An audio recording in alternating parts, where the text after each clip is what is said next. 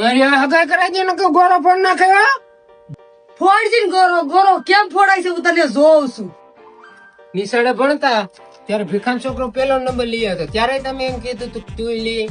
અને ભીખાન છોકરો હમણાં ગાડી લઈ આવ્યો ત્યારે તમે એમ કીધું તું ભીખાન છોકરો ગાડી લઈ આવ્યો. તો ભીખાન છોકરાને હમણાં હગાઈ કરી તો તમે એમ કેમ નથી કેતા તારી હગાઈ કરાવી દઉં એમ? અરે પણ મારાથી જનકા છોકરાની હગાઈ થઈ ગઈ, આમાં મારે હું મોટું લઈને જાઉં? આખા ગામના છોકરાની હગાઈ થઈ ગઈ પણ તમે એક મારી જ નથી કરાવતા.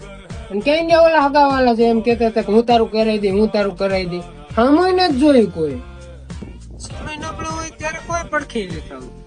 સારો સમય હોય ત્યારે અમે તારી ભેગા છીએ, અમે તારું કરાવી દેવું. બાબા હો વાત ની એક વાત હું તમને કહી દઉં, જ્યાં સુધી મારી હગાઈ નહીં થાય ને ત્યાં સુધી હું પાણી વારવા નહીં જાઉં. અજાનું હું તને પછી ફોન કરું. અહીંયા બધા ભેગા अलग रूम नहीं है तुम्हारा? અરે અલગ રૂમ ની ક્યાં કરે છે? અહીંયા બધા મને ભેગો રહેવા દે છે, ઈ જ મોટી વાત છે. કામ કરાવવું હોય ત્યારે મારો દીકરો દીકરો અહીંયા 21 વર્ષનો થયો તો હગાઈ નું તો કોઈને દેખાતું નથી.